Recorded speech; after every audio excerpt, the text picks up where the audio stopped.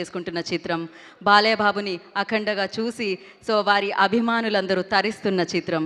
So yes, మరి ఈ చిత్రానికి సంబంధించిన వ్యక్తుల్ని మనం ఒక్కొక్కరిగా వేదిక మీదకి పిలిచి మాట్లాడించడం జరుగుతుంది. అండ్ గంగాధర్ శాస్త్రి గారిని వేదిక మీద రాస్తుందిగా కోరుకుంటున్నాం.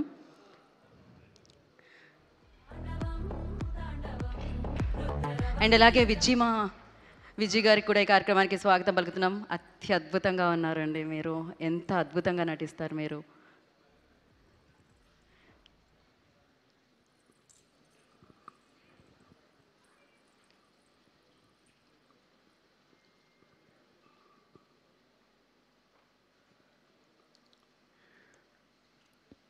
यदा यदा हि धर्मस्य ग्लानिर्भवति भारत अभ्युत्थानमधर्मस्य तदात्मानं सृजाम्यहम् परित्राणाय साधूनां विनाशाय च दुष्कृतां धर्म संस्थापनार्थाय संभवामि युगे युगे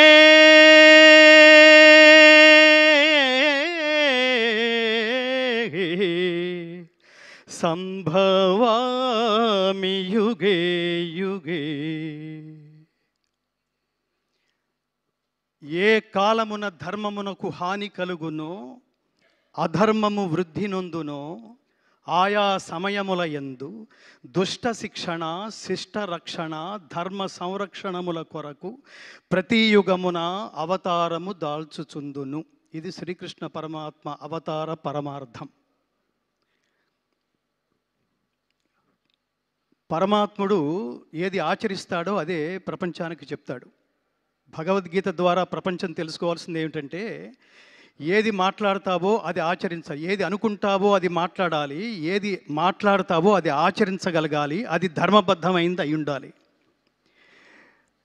నిజానికి అసలు అన్నిటికంటే ముందు నేను ఈ శ్లోకంతో ఎందుకు ప్రారంభించానంటే, భగవద్గీతలో 4వ అధ్యాయమైన జ్ఞానయోగంలో 7, 8 శ్లోకాలు, జంట శ్లోకాలు అంటారు. ఇది most important key shlokas and soul of Bhagavad Gita. మంచి చెయ్యి, దేవుడు నీతోనే ఉంటాడు. చెడు చెయ్యకు, అప్పుడు నీతోనే ఉంటాడు నిన్ను నాశనం చేయడానికి. ఇక్కడ దేవుడు ప్రత్యక్షమయ్యాడంటే దానికి 2 కారణాలు ఉంటాయి మిత్రులారా. ఒకటి నిన్ను మార్చడానికి లేదా హతమార్చడానికి, అప్పుడు మాత్రమే వస్తాడు. ధర్మానికి ఖచ్చితంగా ఇవాళ కాంటెంపరీ భారతదేశంలో ఎంత అభద్రత నెలకొందో మనందరికీ తెలుస్తోంది అనేక సంఘటనల ద్వారా. అలాంటి సమయంలో ఖచ్చితంగా సినిమా అనే ఒక 11వ అవతారం ద్వారా మాత్రమే ప్రపంచాన్ని మార్చడానికి పరమాత్మ ఖచ్చితంగా 3 ఎంచుకున్నాడు మిత్రులారా. 3 ఎంచుకున్నాడు. ఇది ప్లాన్, ఇందాక మిత్రుడు ఎవరో అన్నారు, ఇది ప్లాన్ చేస్తే, మనం లౌకికంగా ప్లాన్ చేస్తే డబ్బు వస్తుంది లేదా ఫలితం వస్తుంది. అలౌకికంగా దైవం ప్లాన్ చేసుకుంటే అక్కడ డబ్బుకి వీటన్నిటికంటే మించి సామాజిక ప్రయోజనం సిద్ధిస్తుంది. ఇన్ని సంవత్సరాల సినిమా ఇండస్ట్రీలో ప్రతి ఒక్క ప్రేక్షకుడు చూసి గర్వపడి తరించాము అనే శబ్దంతో బయటకు వచ్చిన రేరెస్ట్ సినిమా అఖండ 2. అఖండ 2 అంటే ద్వితీయం. ఇది అద్వితీయమైన హిట్ సాధించినందుకు, విజయం సాధించినందుకు పరమాత్మ మనకి ఏ అవకాశం ఇస్తాడో, ఏ ఆలోచన ఇస్తాడో దాన్ని ముందుకు తీసుకువలసిన బాధ్యత కూడా ఆయనదే. నారు పోసిన వాడు నీరు పోయిడా అంటాం మనం. అలా ఈ సినిమాలో నేను ప్రారంభంలో కలిసిన దర్శకులు బోయపాటి శ్రీను గారికి చెప్పాను, soul of the film is Balakrishna గారు, thought of the film is Boyapati Srinu గారు, sound of the film is Thaman గారు. 3 తపస్సులు. నేను ఏమని చెప్తానంటే, ఇది ఏదో జస్ట్ లైక్ దట్ బాలయ్య గారికి డేట్లు లేకపోతే ఇంకొకళ్ళు ఎవరన్నా సాధ్యపడుతుందా? ఇది ఇంకొకళ్ళతో సాధ్యపడుతుందా? కర్మణ్యేవాధికారస్తే మా ఫలేషు కదాచన మా కర్మ ఫలహేతుర్భూ మాతే సంగోస్తు అకర్మణి అని చెప్తుంది గీత. దీని తాత్పర్యం ఏమిటంటే ఒక్క పని చేస్తే ఎలా చెయ్యాలో చెప్తుంది. పనిని హాఫ్ హార్టెడ్గా చేయకు నాన్న, పనిని డెడికేటెడ్గా చేయి. తత్వమసి, నువ్వే అదే చేయాలి, నువ్వే తాదాత్మ్యత పొంది చేయాలి. అలా తాదాత్మ్యత పొంది చేస్తే ఎలా ఉంటుందంటే, మా గురువుగారు చిన్నప్పుడు ఒక జోక్ చేస్తుండేవారు, రై నువ్వు ఫీల్ అయ్యి పాడితే జనాలు ఫీల్ అయ్యి వింటారా, నువ్వు పాడడానికి ఫీల్ అయితే జనాలు వినడానికి ఫీల్ అవుతారా అని చెప్తుండేవాడు. ఈ సినిమాని ఇందాక ఇంకొక మిత్రుడు ఎవరో ఉన్నారు, ఆవాహన, చాలా గొప్ప మాట అది. ఆవాహన, తపస్సు, పూర్వజన్మ సుకృతం, పుణ్యం, భాగ్యం, సుకృతం, ఇన్ని లేకపోతే అసలు ఈ త్రిమూర్తులు కలిసే అవకాశం లేదు మిత్రులారా. ఈ ఈ ఈ వేదిక నుంచి నేను ఈ ముగ్గురికి ఒక టైటిల్ ఇస్తున్నాను. మహాత్మా బోయపాటి శ్రీను గారు, మహాత్మా బాలకృష్ణ గారు, మహాత్మా సంగీత దర్శకులు తమ్మన్ గారు. ఎందుకు మహాత్మాని సంబోధిస్తున్నానంటే, ఊరికే లౌకికమైన జన్మ ఎత్తితే అది చిన్న విషయం కాదు మిత్రులారా. కారణ జన్మ లేకపోతే ఇది థాట్ కూడా రాదు, మనకి ఈ థాట్ కూడా రాదు. ఎవడు నహి కళ్యాణకృత కశ్చిత్ దుర్గతిన్ తాత గచ్చతి అంటాడు. ఎవడైతే స్వకల్యాణం కోసం ఆలోచిస్తాడో వాడున్నంత కాలమే వాడితో అవసరం ఉన్న వాళ్ళ మధ్యలోనే జీవించి ఉంటాడు. ఎవడైతే లోక శ్రేయస్సు కోసం ఆలోచిస్తాడో వాడు లోకాలున్నంత కాలం, ఈ ప్రపంచం ఉన్నంతకాలం ఎక్స్పైరీ డేట్ లేని పాస్పోర్ట్ లాగా మిగిలిపోతాడు. అలాంటి సినిమాని, ఎక్స్పైరీ డేట్ లేని సినిమా మీరు తరతరాలు చూపిస్తుండండి, 10 సంవత్సరాల తర్వాత చూడండి, ఈ సినిమా అదే అనుభూతి కలుగజేస్తుంది. 50 సంవత్సరాల తర్వాత చూడండి, అదే అనుభూతి కలుగజేస్తుంది. భక్తి, దేశభక్తి, కర్తవ్యనిష్ట, నిష్కామ కర్మ, చాలా అద్భుతమైన పదాలు ఇది. ఈ సినిమా నిజానికి ఎంత సాహసం అంటే, ఎంత డెడికేషన్ లేకపోతే, ఎంత ఏమంటారు దార్శనికత లేకపోతే అసలు ఫస్ట్ ఈ థాట్ వస్తుంది.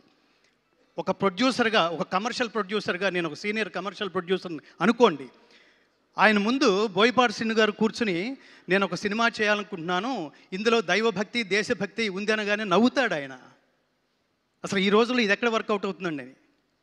అలాంటిది ఈ దైవభక్తి అనే అతి జటిలమైన విషయాన్ని, దేశభక్తి అనే జటిలమైన విషయాన్ని తానే తాదాత్మ్య చెంది తానే అదే అయిపోయి అనుభూతి చెందగలిగే ఒక మహానటుడు. ఈ సినిమా చూస్తున్నప్పుడు నాకు అనిపించింది, ఎన్టీ రామారావు గారు జీవించి ఉంటే, నాన్న నేను వేదం రిఫరెన్స్ తీసుకుంటున్నప్పుడు ఆత్మావై పుత్రనామాసి, తండ్రే కొడుకు రూపంలో ఉంటాడన్నారా, నిన్ను చాలా సినిమాల్లో చూశాను కానీ ఇప్పుడు ఖచ్చితంగా నా అంశే కనిపిస్తోంది నాన్న అని ఎన్టీ రామారావు గారు ఖచ్చితంగా హక్కుని చేర్చుకుని ముందు నమస్కారం చేసేయానికి హక్కుని చేర్చుకుని ఉండేవాళ్ళు. అంత అద్వితీయంగా అసమాన ప్రతిభను సృష్టించి, తర్వాత కర్మ అనే దానికి ఇంకొకటి ఏమిటంటే, ఒక కర్మ అంటే పెద్ద పదం ఏం కాదు, కర్మ అంటే పని, కర్మ అంటే వర్క్, కర్మ అంటే నీ డ్యూటీ. ఈ పని చేస్తున్నప్పుడు బాగా గుర్తుపెట్టుకోండి మిత్రులారా, అది ఒక్క మనిషికి మాత్రమే కాదు, ప్రపంచంలో ఎవరు ఏ సబ్జెక్ట్ తీసుకున్నా దాంతో తాదాత్మ్యత చెంది చూసేవాళ్ళు వీడు దీనికోసమే పుట్టాడురా అనిపించే అనుభూతి కలిగించేట్టు చేయాలి మిత్రులారా. First point. కొంతకాలం తర్వాత ఎవడూ శాశ్వతం కాదు, నేల రాలిపోతాం మనం. నేల రాలిపోయినప్పుడు మనల్ని దర్శించడానికి వచ్చిన వాళ్ళు కూడా పడిపోయిన ఆ శరీరం దగ్గర వీడు దీనికోసమే పుట్టాడురా, there is no replacement for this greatest personality అని అనిపించుకోవాలి. ఈ చిత్రానికి సంబంధించి బాలకృష్ణ గారు కాకపోతే అసలు ఎన్నెన్ని గొప్ప అటు కమర్షియల్గా ఆ గొప్ప డైలాగులు రాశారు ఆయన. అట్లాగే ఈ వేదాలకు సంబంధించి, ఉపనిషత్తులకు సంబంధించి శ్లోకాలు, స్తోత్రాలు. రామారావు గారు మహావీర హంవీర హేమాద్రి ధీర ధరాజాత సౌమిత్రి సంవేశితాత్మ మహాత్మా ఆంజనేయ అని పాండవ వనవాసంలో ఆయన అన్న డైలాగు నాకు గుర్తొచ్చింది.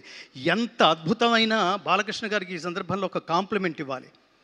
డైలాగు అన్ని గాత్రాల మీద, గాత్రం అంటే శరీరం, గాత్రం అంటే గొంతు, అన్ని శరీరాల మీద పండదు మిత్రులారా. ఇది నేను తపస్సులో నుంచి మాట్లాడుతున్న మాట. నాకు కనుక నేను కొన్ని దశాబ్దాలుగా కేవలం భగవద్గీత స్వార్థరహిత ఉత్తమ సమాజం కోసం, సమాజ నిర్మాణం కోసం భగవద్గీత ప్రచారమే ధ్యేయంగా నడుస్తున్న నా తపస్సులో ఎంతో కొంత శక్తి కనుక లభించుంటే ఆయనకి ద్విశతాయుష్మాన్ భవ అని ఆశీర్వదించాలనిపిస్తుంది బాలకృష్ణ గారు. ఇందులో ముఖ్యంగా కేసరినందన దానవ భంజన రుద్ర సముద్భవ తేజో విరాజిత గదాదండ మండిత హనుమా నమోన్నమః అని అతన్ని గదతో ఒక తాడనం చేసి నరకలోక దర్శన ప్రాప్తిరస్తు అంటున్నప్పుడు థియేటర్లో ప్రతి ఐటమ్కి, ప్రతి యాక్షన్ సీన్కి నేను థియేటర్లో ఒక పారవస్యం చూశాను మిత్రులారా. కమర్షియల్ డైలాగులకి, కమర్షియల్ పాటలకి థియేటర్లో లేచి చప్పట్లు కొట్టడం, డ్యాన్సులు చేయడం చూశాను. కానీ బాలకృష్ణ గారు అట్లా దుర్మార్గుల్ని త్రిశూలం మెడ చుట్టూ తిప్పుకుంటూ ఒక్కొక్కడిని నరుక్కుంటూ వెళుతున్నప్పుడు, దానవ సంహారం చేస్తున్నప్పుడు థియేటర్లో పూనకాలు రావడం నేను ప్రత్యక్షంగా చూశాను మిత్రులారా. అది ఆ మహానుభావుడి నటనా వైదుష్యం. దీనికి నేను హృదయపూర్వకంగా కృతజ్ఞతలు తెలియజేస్తున్నా. ఇందులో ఉన్న 2 కళ్ళు లాంటి ప్రధానమైన అంశాలు, ఒకటి దైవభక్తి, 2 దేశభక్తి. ఈ సందర్భంగా ఈ కెమెరాల ముందు నుంచి నేను ప్రపంచానికి ఒకటి చెప్పాలనుకుంటున్నా. ఈ జనరేషన్లో తల్లిదండ్రులకి పిల్లలకి చాలా గ్యాప్ ఉంది మిత్రులారా. అసలు వాటి సనాతన ధర్మం అంటే తెలియదు. ధర్మం అనే పదానికి అసలు అర్థమే తెలియదు. ప్రతివాడు ఉదయం 7 గంటలకు లేచి సాయంత్రం ఇంటికి 11 గంటలకు చేరుకునేంత వరకు నా జేబెంత నిండిందని మాత్రమే ఆలోచిస్తున్నారు తప్ప, ఈ దేశంలో పుట్టినందుకు వాట్ నెక్స్ట్, నేనేం చెయ్యాలి, నా కంట్రిబ్యూషన్ ఏమిటి. ఇవాళ నేను హ్యాట్స్ ఆఫ్ అని ఈ ముగ్గురికి చెప్తుంది ఏంటంటే, ఈ సినిమాని డబ్బు కోసం, సినిమా తర్వాత వచ్చే ఆదాయం కోసం, హిట్ కోసం, ఆ శబ్దం వినడం కోసం చేయలేదు మిత్రులారా. ఈ దేశంలో పుట్టినందుకు ఈ దేశం రుణం తీర్చుకోవడం కోసం this is the greatest contribution ever from the cinema film industry. అంతటి గొప్ప సినిమా. ఈ గొప్ప సినిమాని నేను ఈ వేదిక నుంచి ప్రజాబాహుళ్యానికి, ఆల్రెడీ థియేటర్కి వెళ్ళిన వాళ్ళందరూ వాళ్ళు అత్యద్భుతంగా ఒక గొప్ప అనుభూతితో, నిజానికి నాతో పాటు నాకు ఆ రోజు బోయపాటి శ్రీను గారు పిలిచి, మీరు ఎంతమందిని అయినా తీసుకురండి గురువు గారు అంటే, నేను 15 మందిని తీసుకెళ్ళా. ఈ 15 మందిలో రకరకాల వాళ్ళు ఉన్నారు. నా జర్నలిస్ట్ బుద్ధితో ఆ 15 మందిని తీసుకెళ్ళా. ఇందులో ఆర్టిస్టులు ఉన్నారు, ఇందులో డ్రైవర్స్ ఉన్నారు, ఇందులో నా భార్య ఉంది, డాక్టర్స్ ఉన్నారు. సినిమా అంతా అయిపోయిన తర్వాత ఈ అనుభూతి నా ఒక్కడిదేనా, వీళ్ళది కూడానా, వీళ్ళేం చెప్తారు అని అడిగినప్పుడు, అందులో ఒక ఆర్టిస్ట్ సీతాకాంత్ ఇక్కడ ఎక్కడ ఉన్నారో నిలబడిన స్వామి, is a great artist from film industry. అతను సినిమా చూస్తూ ఇది విమర్శనాత్మకంగా చూస్తున్నాడు, ఎక్కడ కనెక్ట్ కాగలనా అని. సినిమా మొత్తం మీద కొన్ని 100 సార్లు లేచి నేను ఒక్కడిని చప్పట్లు కొడితే బాగుండదేమో అనుకోవట్లేదు. అతను కొన్ని 100 సార్లు చప్పట్లు కొడుతూనే ఉన్నాడు. ఎమోషన్ అది. అలాగే డాక్టర్, మీరు ముందుకు రండి స్వామి, మిమ్మల్ని కూడా పరిచయం చేయాలి. ఆయన కామినేని హాస్పిటల్స్లో very senior most doctor. Corona టైంలో కొన్ని వేల మందికి ఉచితంగా వైద్య సేవలు అందించిన మహానుభావుడు ఆయన సినిమా అంతా అయిపోయిన తర్వాత, డాక్టర్ గారు మీకు ఎలా ఉంది, ఎలా ఫీల్ అయ్యారు అంటే, ఆయన ఏమన్నాడంటే, నేను చాలా ఫీల్ అయ్యాను గంగాధర్ శాస్త్రి గారు అన్నాడు. చాలా ఫీల్ అయ్యానంటే, ఏం ఫీల్ అయ్యారు అంటే, నేను ఫ్యామిలీతో రానందుకు ఫీల్ అయ్యాను గురువు గారు అని కళ్ళు తుడుచుకుంటున్నాడు ఆయన. దీన్ని బట్టి మనం ప్రపంచం అర్థం చేసుకోవాల్సింది ఏమిటంటే, ఈ డేటింగ్లు, రేటింగ్లతో సంబంధం లేకుండా దైవభక్తి కావాలనుకుంటున్నారా, మీలో దైవభక్తిని జాగృతం చేయాలనుకుంటున్నారా, ఈ సినిమా ఖచ్చితంగా చూడండి, మీ స్నేహితులందరికీ చూపించండి.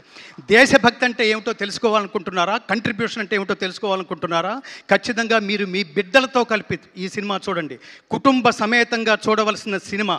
సనాతన ధర్మం అంటే అర్థం ఏమిటంటే, సనాతనం అంటే నిత్యమైనది, శాశ్వతమైనది అని అర్థం. శాశ్వతమైన నహన్యతే హన్యమానే శరీరే అంటుంది గీత. శాశ్వతమైన ఈ సనాతన ధర్మాన్ని ఎవడు ఏమీ చేయలేడు, ఎవడు దీన్ని నాశనం చేయలేడు. కానీ తగిన సందర్భాల్లో ఈ ధర్మాన్ని కాపాడుకోవడం కోసం పరమాత్మ ఎంచుకున్న వ్యక్తి, వీళ్ళ థాట్స్లోంచి వచ్చింది కాదు, పరమాత్మ ఎంచుకుని ఉండకపోతే ఒక బోయపాటి శ్రీను ఈ వేదిక నుంచి ఇంత గొప్ప సినిమాని ఆవిష్కృతం చేసే అవకాశం లేదు.